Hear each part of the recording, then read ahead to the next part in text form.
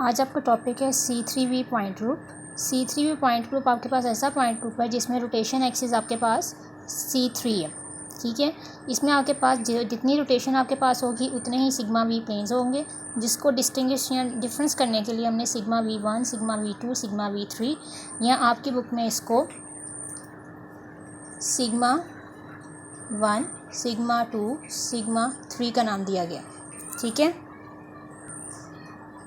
इसमें जो डिफरेंस आपको नज़र आ रहा है वो C3 है। C3 बेसिकली आपके पास क्या ग्रुप है, C3 रोटेशन है। जब भी आप C3 एक्सिस या C3 पॉइंट ग्रुप को डिस्कस करेंगे तो वहाँ पे जो C3 रोटेशन होगी वो दो तरह की C3 रोटेशन होगी। एक हम कह देते हैं उसे क्लॉकवाइज, एक को हम कह देते हैं एंटी क्लॉकवाइज। ठीक है, एंटी क्लॉकवाइज का मतलब बिल्कुल सिमिलर वैसे ये है अगर हम C3 रोटेशन को 2 दफ़ा करवाएं। ठीक है, अगर एक दफ़ा कहेंगे तो C3 कह देते हैं, बास बुक में C3 लिखा हुआ है या सिंपल C3 लिखा हुआ है। तो अगर C3 रोटेशन को एंटी क्लॉकवाइज रोटेट करेंगे तो हम C3 इन्वर्स कह देते हैं या C3 2 कह देते हैं। 2 मीन्स इसको ट्वाइस टाइम हमने रोटेट कराया है। अब हम बात कर लेते हैं कि सिग्मा वी प्लेन की। सिग्मा वी प्लेन्स आपके पास बेसिकली वर्टिकल प्लेन होते हैं। अगर आपके पास अमोनिया का मॉलिक्यूल है, NH3 मॉलिक्यूल है, हमें पता है इसमें जो रोटेशन है 120 की ईच टाइम आपके पास रोटेशन होनी है। तो इसका जो आपके पास पॉइंट ग्रुप क्या है कि फॉर एग्जांपल अगर आपके पास अमोनिया का मॉलिक्यूल में आप ये देखें कि ये आपके पास इसका रोटेशन एक्सिस है। ठीक है, ये रोटेशन एक्सिस है तो इसके अलोंग इस जिस एक्सिस में आपके पास अमोनिया मॉलिक्यूल में N के ऊपर रोटेशन एक्सिस में बढ़ा हुआ है, प्रिंसिपल एक्सिस है C3, उसके अलोंग ही आपके पास क्या होगा, आपके अलोंग द वर्टिकल प्लेन्स रखे जाते हैं। अब यहाँ पे 3 एटम्स प्लेस हैं तो 3 तरह के वर्टिकल प्लेन्स रखे जाते हैं। अब सबसे आसान तरीका वर्टिकल प्लेन को पढ़ने का ये होता है कि अगर सिग्मा V1 बात की जाए या आप ये कह लो सिग्मा डैश कह लो या सिग्मा 1 कह लो, ये सब इसके डिफरेंस नोटेशन है। सिग्मा V1 का मतलब है कि आपके पास जो भी तीनों एलिमेंट्स उसमें से एक एटम को आप फिक्स कर दो। उस फिक्स करने का मतलब ये होता है कि वो प्लेन को हमने इसमें से पास किया है और उस एलिमेंट्स के ऊपर से प्लेन मिरर पास कर रहा है और दूसरी तरफ आपके पास इन दो एलिमेंट्स का इमेज एक दूसरे से इंटरचेंज हो जाएगा। ठीक है, अगर सिग्मा V1 है तो 1 को फिक्स कर दो, बाकी 2 को रिप्लेस कर दो। अगर सिग्मा V2 है तो आप 2 को फिक्स कर दो, बाकी सबको रिप्लेस कर दो। अगर सिग्मा 3 है या V3 प्लेन है तो आप थर्ड एटम को प्लेस करो, बाकी सबको फिक्स कर दो। ठीक है, तो अगर सिग्मा V1 रखेंगे तो आपके पास क्या प्लेन आएगा, 1 एटम वैसा का वैसा रहा जैसा स्टार्ट में था, बाकी 2 एलिमेंट्स इंटरचेंज हो गए। फिर V3 को अगर हमने फिक्स किया तो थर्ड आपके पास वैसे ही रहा, 1 और 2 इंटरचेंज हो गए। अगर आपके पास सिग्मा V2 है तो उसमें आपके पास क्या हुआ, V2 आपके पास H2 एटम्स जो है वो सेम रहा जो उसकी पोजीशन स्टार्ट में थी, बाकी आपके पास 2 पोजीशन इंटरचेंज हो गई। उसके बाद आपके पास है रोटेशन एक्सिस। रोटेशन एक्सिस मतलब आपके पास क्लॉकवाइज रोटेशन कैसे हो रही है, जिसे हम C3 का नाम ले रहे हैं, इसका मतलब होता है क्लॉकवाइज रोटेशन। ठीक है, C3 कह दो, C3 पॉजिटिव कह दो या C3 खाली कह दो, इसका मतलब सबके एक ही है। इसका मतलब है आपने एक रोटेशन करानी है। 3 का मतलब है 3 टाइम रोटेशन इसमें पॉसिबल है। तो अगर अमोनिया के मॉलिक्यूल्स का हम ये एटम को डिफ्रेंशिएट करने के लिए 1 2 3 नाम देते हैं, तो अगर हम इसे रोटेट कराते हैं क्लॉकवाइज तो क्लॉकवाइज का मतलब ये होगा कि यहाँ से ये वाला एटम रिप्लेस होकर इधर आएंगे, ये वाला ऊपर चला जाएगा, वो इंटरचेंज हो। तो आपके पास कुछ शेप ऐसी आएगी, आपके पास ये 1 यहाँ पे था, इंटरचेंज होकर 2 की पोजीशन पे आ गया, 2 3 की पोजीशन पे चला गया और 1 की पोजीशन पे 3 आ गया। ठीक है, ये तो आपकी रोटेशन आ गई कि अगर आप एक टाइम उसे रिप्लेस करते। अगर इसी एटम को आप दोबारा से रोटेट कराओ तो आपके पास क्या होगा, ये 3 1 की जगह पे आ जाएगा। ठीक है, 1 2 की जगह पे चला जाएगा और 2 की जगह पे 3 की जगह पे 2 आ गया। ये C3 2 रोटेशन है। अगर यही रोटेशन में एक दफ़ा और कराऊँ तो आपके पास क्या होगा, ये दोबारा से घूम के स्ट्रक्चर कैसा आ जाएगा, स्टार्ट स्ट्रक्चर में। ये अगर आपके पास स्टार्टिंग स्ट्रक्चर है तो इससे सिमिलर आपका पास ये स्ट्रक्चर होगा, तो उसे हम कहते हैं आइडेंटिकल टू स्टार्ट 1, ये आइडेंटिटी हमारे पास आ जाती है। इसलिए आपके पास क्या होता है कि C3 रोटेशन को 3 दफ़ा कराने से आपके पास स्टार्टिंग मटेरियल आ जाता है। ये तो बात होगी क्लॉकवाइज रोटेशन की। अब आपके पास है, अगर ये आपके पास स्टार्टिंग मटेरियल है H1 H2 H3, अब मैं बात कहती हूँ कि काउंटर क्लॉकवाइज रोटेट कराना है। काउंटर का मतलब है एंटी क्लॉकवाइज रोटेट। जब एंटी क्लॉकवाइज कराएंगे तो डायरेक्शन क्या होगी, पहले 1 इधर को मूव कर रहा था, अब आपके पास 2 आपके पास यहाँ पे है तो ये 1 की पोजीशन पे आ जाएगा, 3 की पोजीशन पे 1 आ जाएगा और 2 की पोजीशन पे 1 आ जाएगा, यानी एक दूसरे से ये इंटरचेंज होते जाएंगे। ठीक है, एक चीज़ याद रखना, 2 क्लॉकवाइज रोटेशन मिलके एक एंटी क्लॉकवाइज के बराबर होती हैं और 2 एंटी क्लॉकवाइज 1 क्लॉकवाइज के बराबर होती है। ठीक है, आप यही चीज़ देखो, आपके पास ये क्लॉकवाइज रोटेशन थी, ये क्लॉकवाइज रोटेशन है। ठीक है, 1 इस तरह हमने दोबारा करी तो ये कौन सी रोटेशन होगी, सेकंड क्लॉकवाइज रोटेशन। ये 2 क्लॉकवाइज रोटेशन में आप देखो, ये जिस पे स्टार बना हुआ ये वाला स्ट्रक्चर और जो एंटी क्लॉकवाइज का स्ट्रक्चर है, ये दोनों की देखो नंबर ऑफ़ एटम्स जो आपके पास पोजीशन है उनकी बिल्कुल सिमिलर आ रही है। तो इसका मतलब क्या हुआ, 2 क्लॉकवाइज 1 एंटी क्लॉकवाइज पोजीशन के बराबर होती हैं। उसके बाद C3V पॉइंट ग्रुप का अब पॉइंट टेबल बनाना है आप लोगों ने। ठीक है, उसमें आप इसी तरह एटम को प्लेस करोगे कि आइडेंटिटी सिमेट्री एलिमेंट्स हैं, एक क्लॉकवाइज एक एंटी क्लॉकवाइज, सिग्मा 1 प्लेन कह दो, सिग्मा V कह दो, एक ही बात है, ये आपके ऊपर आप क्या पोजीशन देना चाहते हो, सिग्मा 2 सिग्मा 3, इसी तरह आपके पास यहाँ पे पोजीशन प्लेस होंगी। ठीक है, अब आपके पास जो ये टेबल बना है वैसे हमने मल्टीप्लाई करके देखते हैं ये कैसे कैसे एलिमेंट्स इसके बनते हैं। तो सबसे पहले तो आप ये चीज़ देखो कि यहाँ पर सबसे पहले आइडेंटिटी आ रहा है, आपने हमेशा फर्स्ट ऑपरेशन को सेकंड ऑपरेशन से मल्टीप्लाई कराना है। तो फर्स्ट ऑपरेशन को मल्टीप्लाई कराने के लिए आइडेंटिटी से आइडेंटिटी होगा तो आपके पास पहला कॉलम और पहली रो वैसी सिमिलर आ जाएंगी जैसे आपके पास दूसरे एलिमेंट्स हैं। ठीक है, ये चेंजिंग जो जहाँ पे आएगी उसमें आपके पास क्या है, इस C3 को मल्टीप्लाई कराना है इस C3 के साथ। ठीक है, उसके बाद C3 बार या C3 इनवर्स को आपने मल्टीप्लाई कराना है इस C3 के साथ, इस C3 को आपने मल्टीप्लाई करना है सिग्मा 1 के साथ। यानी हर एलिमेंट्स को आपने एक दूसरे से मल्टीप्लाई करा के आपने इसके टेबल को पूरा करना है। ठीक है, इसमें आपके पास 6 एलिमेंट्स हैं और यहाँ पे भी 6 एलिमेंट है, 6 × 6 36 का ये एक टेबल आपके पास बनेगा, हमने इसे कंप्लीट करना है। अब हर एलिमेंट में आंसर कैसे कैसे आएंगे, क्या क्या बनेगा, हमने मल्टीप्लाई करा के देखते हैं। जैसे कि ये सिमेट्री ऑपरेशंस आपके पास होने हैं C3 C3 डैश C3 बार C3 सिग्मा 1 × C3, ये सब चीज़ें आपके पास वो एलिमेंट्स जो हम एक एक करके एग्जांपल सबकी देखेंगे। इन सब को आपने मल्टीप्लाई कराना है फर्स्ट ऑपरेशन को सेकंड ऑपरेशन से। फिर आपका यहाँ तक जो टेबल है वो आप आराम से प्लॉट कर सकते हो। उसके बाद अगर ये वाला प्लॉट हो गया ऊपर वाला हिस्सा 3 का, फिर हाफ टेबल हम ऊपर को देख के ही कंपेरिजन करके प्लॉट कर सकते हैं। ठीक है, एक दफ़ा आप इसको देख लोगे फिर करना बहुत आसान हो जाए। सबसे पहले तो आप ये देखो कि अगर 2 क्लॉकवाइज रोटेशन हो C3 × C3 तो इसका आंसर हमेशा C3 बार या C3 इनवर्स आता है। आप इसको डिफरेंट बुक में डिफरेंट तरीके से लिखा हुआ आप जैसे भी कर सकते हो। तो सिंपलेस्ट आपके पास C3 बार है, यानी 2 clockwise rotation mean 1 anti clockwise rotation. ठीक है, फॉर एग्जांपल आपके पास वही अमोनिया का मॉलिक्यूल है, आप उसमें एक C3 रोटेशन कराओगे तो मॉलिक्यूल आप एक एलिमेंट को पकड़ लो और उसे रिप्लेस कराओ।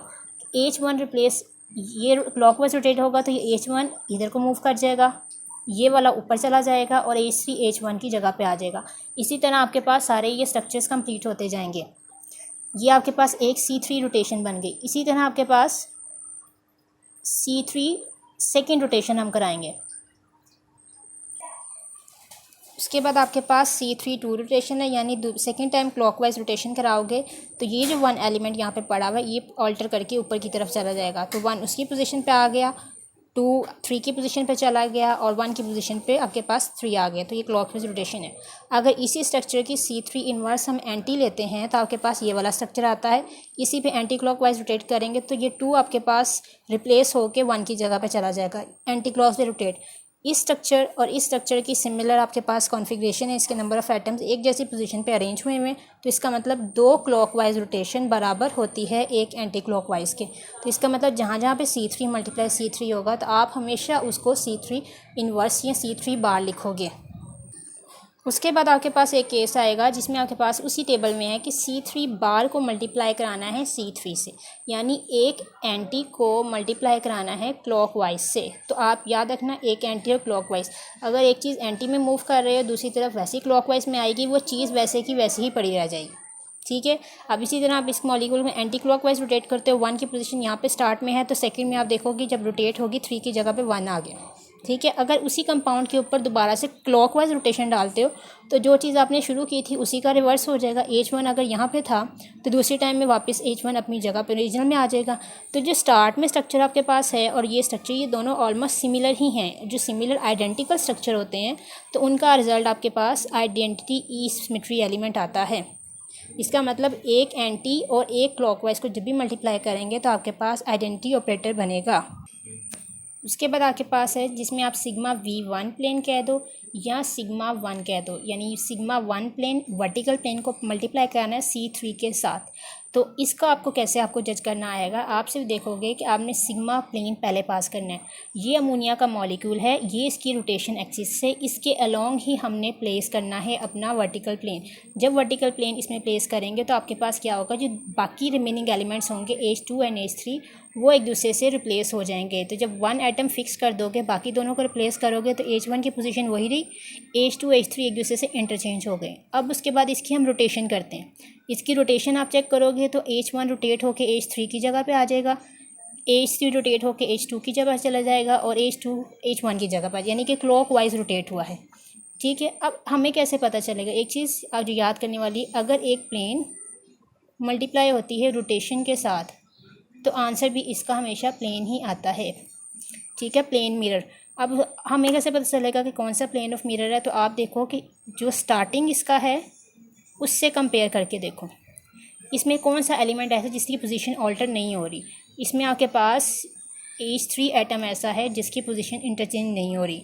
जिस एटम की पोजीशन इंटरचेंज नहीं हो रही तो आपका आंसर वो वाला मिरर प्लेन होगा। तो अगर 3 की इंटरचेंज नहीं हो रही तो उसकी जगह पर क्या आ जाएगा, सिग्मा V3 या सिग्मा 3 आ जाएगा। ठीक है, अब यहाँ पर डिपेंड करता है आप क्या नोटेशन यूज़ कर रहे हो। सिग्मा डैश यूज़ करना चाहते हो तो भी सही है, सिग्मा 1, सिग्मा 2, सिग्मा 3 जो आपको इजी लगता है आप वो यूज़ कर सकते हो। ठीक है, अब लेकिन यूज़ एक ही करनी है। तो जो प्लेन मिरर में आप चेक करोगे जो एटम फिक्स्ड है ओरिजिनल एटम के लिहाज से, उसने पोजीशन नहीं ऑल्टर की, तो आपके पास वो क्या हो जाएगा, वही वाला मिरर प्लेन बनेगा। इसमें H3 फिक्स है तो ये सिग्मा V3 हो गया। इसी तरह आपके पास सिग्मा V2 है मल्टीप्लाई सिग्मा 3 है, ये भी आपने वैसे ही मल्टीप्लिकेशन करानी है। पहले आपने V2 प्लेन पास करना है, तो V2 के लिए हमेशा क्या करते हैं, जो V2 जो भी एलिमेंट आपने सेकंड रखा होगा, जिसको सेकंड नंबर दिया आप उसको फिक्स कर दो, बाकी एलिमेंट्स आपस में इंटरचेंज हो जाएंगे। H3 और H1 आपस में इंटरचेंज होकर ये वाला शेप आपके पास मॉलिक्यूल की आएगा। उसके बाद इसमें जब रोटेशन करेंगे 190 की क्लॉकवाइज रोटेशन करेंगे तो H2 रिप्लेस होकर H1 पे, H1 रिप्लेस होकर H3 के ऊपर आ जाएगा। ठीक है, फिर आप चेक करोगे स्टार्ट वाले मटीरियल में और आपके पास जो आंसर है उसमें दोनों में कौन सा ऐसा एटम है जिसने पोजीशन नहीं बदली। जिसने पोजीशन नहीं इंटरचेंज की होगी उसको आप मिरर प्लेन V1 कह दोगे या सिग्मा 1 कह दोगे। ठीक है, इसी तरह आपके पास सिग्मा 3 मल्टीप्लाई C3 है, इसमें भी आपके पास वैसे ही प्लेन आपके पास मल्टीप्लाई होंगे, जिसमें आपने पहले सिग्मा 3 प्लेन पास करना है तो थर्ड एटम को आप फिक्स कर दोगे, बाकी दोनों एलिमेंट्स को आप आपस में इंटरचेंज कर दोगे। जो इंटरचेंज हो जाएंगे वो H1 और H2 अपनी पोजीशन को इंटरचेंज करेंगे। उसी तरह रोटेशन एक्सिस पास करेंगे, फिर आपने देखना है कि रोटेट करने के बाद कौन सा एटम फिक्स्ड हो रहा है। जो एटम अपने ओरिजिनल यानी फर्स्ट के साथ कंपैरिजन करने में सेम कंडीशन में होगा, उसकी पोजीशन ऑल्टर नहीं होगी, तो वो वाला आपके पास प्लेन आपके पास बन जाएगा। उसके अलावा आपके पास है एंटी क्लॉकवाइज को एंटी क्लॉकवाइज से जब भी मल्टीप्लाई कराएंगे तो एक क्लॉकवाइज रोटेशन हमारे पास आती है। इस मॉलिक्यूल में H1, H2, H3 की पोजीशन ये हैं। आप इसमें एक एंटी क्लॉकवाइज रोटेशन करोगे तो मॉलिक्यूल्स की अरेंजमेंट क्या होगी, ये 2 एलिमेंट 1 की पोजीशन पे आ जाएगा। ठीक है, तो ये देखें 2 इस पोजीशन पे चला गया, उसी तरह 3 इसकी इंटरचेंज पोजीशन होगी, यानी क्लॉकवाइज की ऑपोजिट हम रोटेट करा रहे हैं एंटी क्लॉकवाइज। तो आप एक रोटेशन एंटी क्लॉकवाइज दोबारा से कराओगे तो आपके पास मॉलिक्यूल क्या होंगे, ये 2 आपके पास यहाँ पड़ा हुआ था, ये किसकी पोजीशन पे चला जाएगा, 1 की पोजीशन पे चला जाएगा। तो ये आपके पास एंटी क्लॉकवाइज रोटेशन होगी। ठीक है, तो अभी हमने कहा 2 एंटी क्लॉकवाइज मिलके एक क्लॉकवाइज के बराबर होती हैं। तो अगर इसी एलिमेंट पे आप क्लॉकवाइज रोटेट करा के देखोगे तो जो शेप आपके पास आएगी वो बिल्कुल सिमिलर होगी इसकी और इसकी, ये दोनों आइडेंटिकल स्ट्रक्चर होंगे। इसका मतलब 2 एंटी क्लॉकवाइज मिलके एक क्लॉकवाइज रोटेशन को बनाती हैं। तो जहाँ पे भी C3 inverse multiply by C3 inverse या C3 बार या C3 बार आएगा उसे हम C3 कहेंगे। उसके बाद आपके पास सिग्मा 1 कह दें या सिग्मा V कह दें, डिफरेंस कोई नहीं, इन दोनों में दोनों वर्टिकल प्लेन्स को शो करें। सिग्मा V1 को मल्टीप्लाई कराना इन्वर्स से, तो हमेशा अगर प्लेन को किसी रोटेशन से मल्टीप्लाई कराते हैं तो आंसर हमारे पास प्लेन ही आता है। इसको जस्टिफाई कैसे करेंगे कि आप सबसे पहले अमोनिया के मॉलिक्यूल में प्लेन पास करोगे तो उसमें 1 एटम को फिक्स कर दो, आपके पास ये रोटेशन आ जाएगी। 1 को फिक्स करेंगे, ये दोनों एलिमेंट्स एक दूसरे से इंटरचेंज हो जाएंगे। इनकी पोजीशन इंटरचेंज होने के बाद हम इसमें एंटी क्लॉकवाइज रोटेशन डालेंगे। एंटी क्लॉकवाइज रोटेशन डालेंगे तो आपके पास मॉलिक्यूल उल्टा रोटेट होगा। H1 यहाँ पे है तो दूसरे स्ट्रक्चर में यहाँ पे आ गया, ये 2 यहाँ पे था, ये रोटेट होकर H3 की पोजीशन पे आ गया, तो ये आपके पास कुछ स्ट्रक्चर आएगा। जो ये स्ट्रक्चर आपके पास आएगा इसमें कौन सा एलिमेंट फिक्स पोजीशन पे, H2 की पोजीशन अपने ओरिजिनल एलिमेंट की फिक्स पोजीशन के लिहाज से बिल्कुल सेम है। तो इसका मतलब यहाँ पे जो आपके पास आंसर है वो है सिग्मा 2 कह दें या सिग्मा V2, ये आपके पास प्लेन इसका आंसर होगा। इसी तरह बाकी सिमिलर केसेस हैं जिसमें आप सिग्मा 2 को C3 से मल्टीप्लाई करा लो, इसी तरह सिग्मा 3 को मल्टीप्लाई कराएंगे C3 पार्ट से, तो सब के आंसर्स भी आपके पास इसी तरीके से बनेंगे। अब ये सारे आपके पास एलिमेंट्स से जो एग्जांपल्स भी हमने किए हैं कि इनको आंसर्स इनके आते कैसे हैं। 2 क्लॉकवाइज मिलके आपके पास कौन सी रोटेशन बनाती हैं, एक एंटी क्लॉकवाइज, ठीक है। आपके पास एक एंटी और एक क्लॉकवाइज रोटेशन मिलकर हमेशा आइडेंटिटी ऑपरेटर बनाती है। उसके बाद आपके पास प्लेन को जब भी हमने किसी रोटेशन से मल्टीप्लाई कराना है तो हमेशा आंसर प्लेन आएगा। ये आपके पास वो आंसर्स हैं। अब हमने इन्हीं आंसर्स को इसके ऊपर फिल करना है। कैसे करेंगे, जैसे C3 को C3 से मल्टीप्लाई किया तो आंसर आ जाएगा C3 बार, ठीक है। C3 बार को C3 से मल्टीप्लाई किया तो उसका मतलब क्या हुआ, आंसर आएगा क्लॉकवाइज रोटेशन, ठीक है। फिर सिग्मा 1 को C3 से जब भी हमने मल्टीप्लाई किया तो हमारे पास आएगा सिग्मा 3। इसी तरह सिग्मा 2 को जब हमने C3 से किया तो हमारे पास आंसर आएगा सिग्मा 1। C3 को सिग्मा 3 को हम मल्टीप्लाई कराएंगे C3 के साथ तो हमारे पास क्या बनेगा, सिग्मा 2। ये आपके पास आ गए। तो नेक्स्ट करना बहुत आसान हो जाएगा। अगर आप इसको देखो, एक क्लॉकवाइज एक एंटी क्लॉकवाइज मिलके बनाएंगी आइडेंटिटी, ठीक है। उसके बाद आपके पास क्या है, एक एंटी दूसरा भी एंटी क्लॉकवाइज, तो इसका मतलब क्या होगा, यहाँ पे क्लॉकवाइज रोटेशन है। अब यहाँ पे आप एक चीज़ याद रखो कि हर रो में हर कॉलम में एक ही दफ़ा डिजिट रिपीट होगा। अगर आपको अपनी आसानी के लिए करना है तो आप ये भी कर सकते हो, 1 और 3 इधर आ चुके हैं, सिग्मा 2 इधर आ जाएगा, सिग्मा 1 आ चुका है तो यहाँ पे 3 आ जाएगा, यहाँ पे 3 2 है तो यहाँ पे 1 आ जाएगा। इनको जस्टिफाई भी हम कर सकते हैं पिछले तरीके से जो हमने एक्सप्लेन किया है। यहाँ तक टेबल अगर प्लॉट हो गया है तो आगे प्लॉट करना बहुत आसान हो जाएगा। इसमें आप देखेंगे अगर एक प्लेन को, एक सिग्मा V1 को सेम प्लेन से मल्टीप्लाई कराते हैं तो हमारे पास आइडेंटिटी आता है। सिग्मा 2 को सिग्मा 2 से कराएंगे तो भी आइडेंटिटी आएगा, सिग्मा 3 को सिग्मा 3 से कराएंगे तो भी आइडेंटिटी ऑपरेटर आएगा, ठीक है। क्योंकि प्लेन सिग्मा 1 को जहाँ रखेंगे दोबारा सिग्मा 1 वहाँ पे रखेंगे, सेम ऑपरेशन अप्लाई करेंगे तो हमारे पास वो चीज़ आइडेंटिटी में आ जाएगी। उसके बाद नेक्स्ट आपके पास क्या है कि आपने इस टेबल्स को फिल करना है। जो ये कॉलम आपके पास है यहाँ तक का, ये कैसे फिल होगा, इसका आसान तरीका क्या है कि आपने मल्टीप्लाई कराना है C3 को सिग्मा 1 से। C3 को सिग्मा 1 से जब मल्टीप्लाई कराना है उसके लिए आप क्या करोगे, आपने मल्टीप्लाई किससे करा रहे हैं,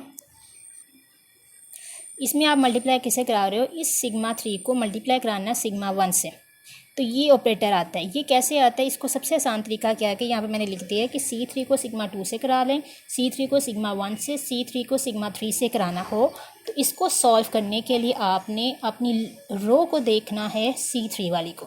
अब C3 वाली रो कौन सी होगी, आप देखोगे ये वाली आपके पास C3 वाली रो है, ठीक है। अब इसको ट्रिक एक याद करने के लिए ये है, आसानी के लिए है, अगर C3 को सिग्मा 1 से मल्टीप्लाई कराना है, C3 मल्टीप्लाई सिग्मा 1, तो उसके लिए आपने रो देखनी है C3 वाली, ये C3 की रो है। अब इसमें आप चलते जाओ यहाँ से सीधा स्ट्रेट, बिल्कुल देखो कि किस कॉलम किस पॉइंट पे जाके सिग्मा 1 आ रहा है, तो आप देखोगे सिग्मा 1 कहाँ पे आता है, सिग्मा 2 वाली ऑप्शन, तो इसका आंसर सिग्मा 2 बन जाएगा। अगर C3 को मल्टीप्लाई करना है सिग्मा 2 में तो आप इसी C3 की रो में चेक करोगे सिग्मा 2 कहाँ पे आ रहा है, आप C3 पे आता है, आप वो यहाँ मेंशन कर दोगे, ठीक है। उसके बाद नेक्स्ट आप देखोगे कि C3 को मल्टीप्लाई करना है सिग्मा 3 से, तो आप यहाँ पे चेक करोगे कि C3 वाली रो में सिग्मा 3 कहाँ बन रहा है, इसको सिग्मा 1 से मल्टीप्लाई करा के तो आप सिग्मा 1 लिख दोगे। जब ये चीज़ आपके पास आ जाएंगी तो नेक्स्ट को फिल करना भी आसान हो जाएगा। 1 2 है इधर तो यहाँ पे सिग्मा 3 आ जाएगा, ये 2 3 है, यहाँ 1 हो जाएगा, ये 3 1 और ये 2 हो जाएगा, ठीक है। इसी तरह आपके पास ये कॉलम जो हमने पहले फिल किया था ये एज इट इज़ आ जाए, क्लियर है। अब आपके पास सिर्फ क्या रह गया है, एक ये वाला एलिमेंट फिक्स करने वाला है, ये वाले ये। अब ये कैसे आपके पास फिलअप हुए हैं, इसको फिलअप करने का सबसे आसान तरीका क्या है कि अब पहले तो आप देख रहे थे कि इस वाले को इसमें चेक करना था तो हमने रो चेक की। अब हमने क्या करना है कि सिग्मा 2 को मल्टीप्लाई कराना है सिग्मा 1 के साथ, तो हम क्या चेक करेंगे, इस कॉलम में आपके पास सिग्मा 1 कहाँ पे आ रहा है। ठीक है, दोबारा रिपीट कर रही हूँ, अगर आपने सिग्मा टू को मल्टीप्लाई कराना है सिग्मा 1 के साथ, तो दो प्लेन है, दो प्लेन जब आपस में मल्टीप्लाई होते हैं तो ऑलवेज ये रोटेशन होती। अब रोटेशन कौन सी होगी, उसके लिए आप क्या करोगे, सिग्मा 2 को मल्टीप्लाई कराओगे सिग्मा 1 के साथ, तो उसके लिए आप कॉलम देखोगे। पहले आपने रो देखी थी, अब आप कॉलम देखोगे। तो सिग्मा 2 में सिग्मा 1 किस जगह पे आ रहा है, उसको आप C3 पे, आप यहाँ पे C3 लिख दोगे। ठीक है, इसी तरह सिग्मा 3 को मल्टीप्लाई कराना है सिग्मा 1 के साथ, तो आप चेक करोगे सिग्मा 3 वाली रो में सिग्मा 1 कहाँ पे आ रहा है, सिग्मा 1 कहाँ पे आ रहा है, C3 बार में, तो यहाँ पे C3 बार आ गया। ठीक है, इसी तरह सिग्मा 1 को मल्टीप्लाई कराना है सिग्मा 2 से, तो सिग्मा इसी रो में आप चेक करो सिग्मा 2 कहाँ पे आ रहा है, C3 बार पे। इसी तरह सिग्मा 3 को मल्टीप्लाई कराना है सिग्मा 2 से, यानी वर्टिकल 3 को वर्टिकल 2 से कराना है, तो आप यहाँ पे देखोगे वर्टिकल 3 में वर्टिकल 2 कहाँ पे आ रहा है, C3 पे। ठीक है, इसी तरह अब जो बच गया एलिमेंट तो वहाँ पे ऑलवेज सी बात है इन्वर्स आएगा। तो ये इस तरह आपका C3 का टेबल भी कंप्लीट हो जाएगा।